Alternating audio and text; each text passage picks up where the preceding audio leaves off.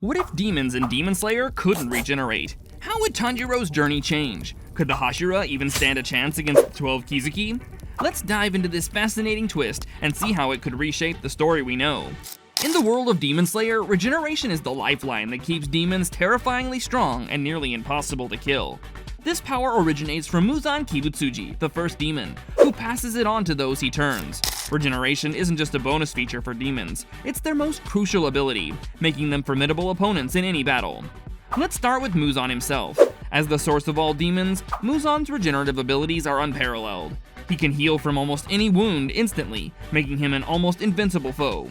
This regenerative power is something he passes down to the demons he creates, turning them into relentless, self-healing machines. A prime example of this is Akaza's fight with Kyojuro Rengoku.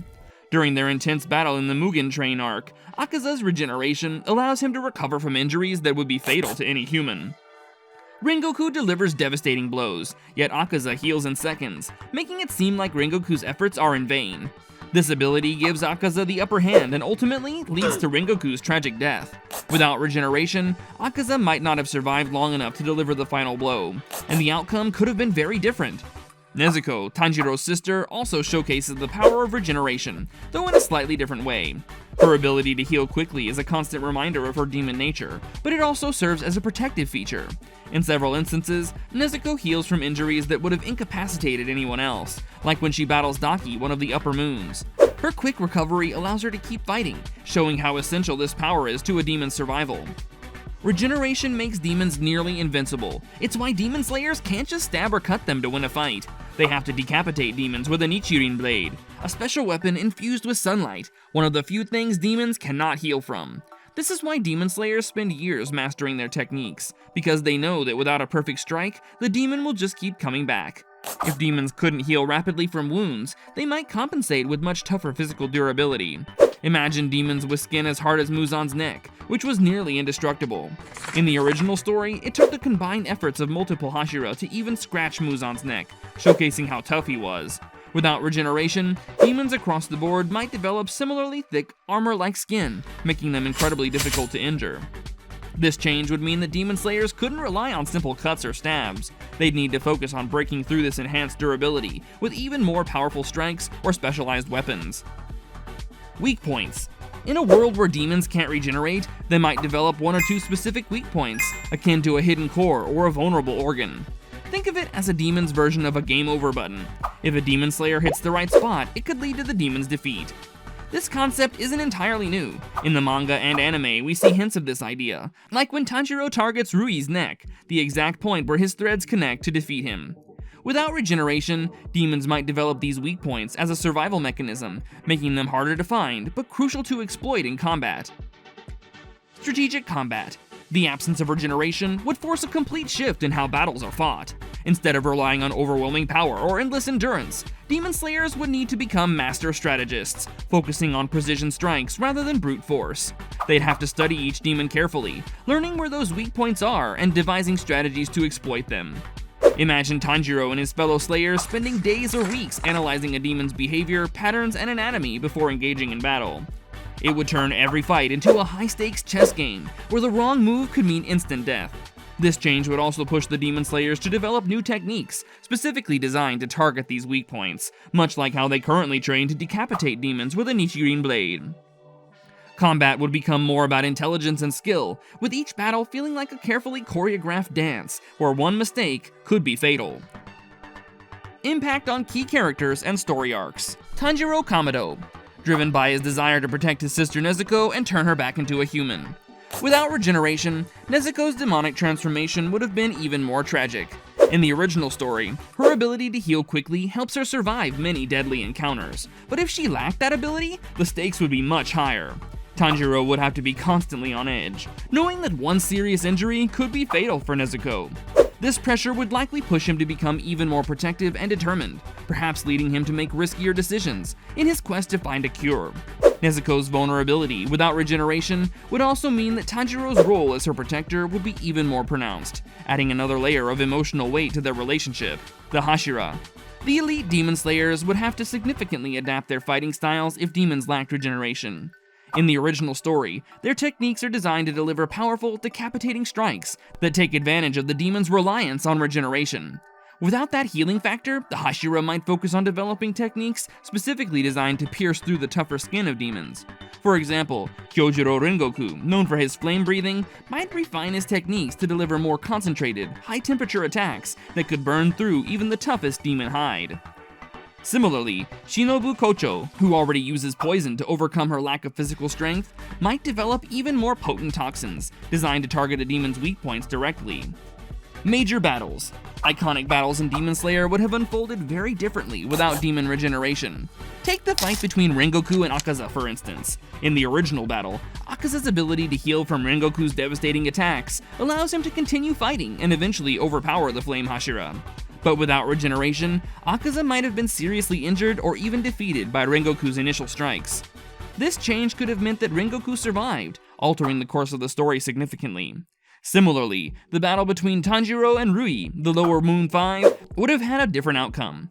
Tanjiro's final attack, where he combines water breathing with the dance of the fire god, is barely enough to sever Rui's threads and decapitate him. Without regeneration, Rui might not have been able to recover from Tanjiro's earlier attacks, leading to a quicker and less dramatic victory. On the other hand, without the constant need to exploit regeneration, the fight might have been less intense, removing some of the tension that made it so memorable. Demon evolution. If demons lack the ability to regenerate, they might evolve other abilities to compensate. For example, we could see demons developing enhanced speed, allowing them to dodge attacks more effectively and avoid injury altogether. This is somewhat akin to what we see with demons like Enmu, who relied on their blood demon arts to manipulate dreams and avoid direct combat. Alternatively, demons might develop even greater physical strength or more deadly blood demon arts to overpower their opponents before they have a chance to exploit any weaknesses. Another possibility is that demons could evolve to become more strategic in battle, using their intellect and cunning to outmaneuver demon slayers.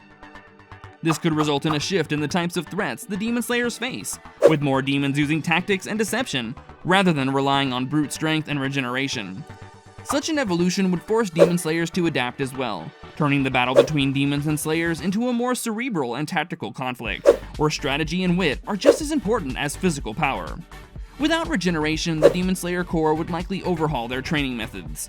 Instead of emphasizing sheer power or endurance, training would shift to focus on precision, teaching slayers to strike with pinpoint accuracy to penetrate the demon's tougher skin. Nichirin blades, already essential, might be further refined or enhanced with additional properties, such as being sharper or infused with more potent sunlight, to increase their effectiveness. The Corps might also develop newly specialized weapons, designed specifically to exploit any potential weak points demons might have.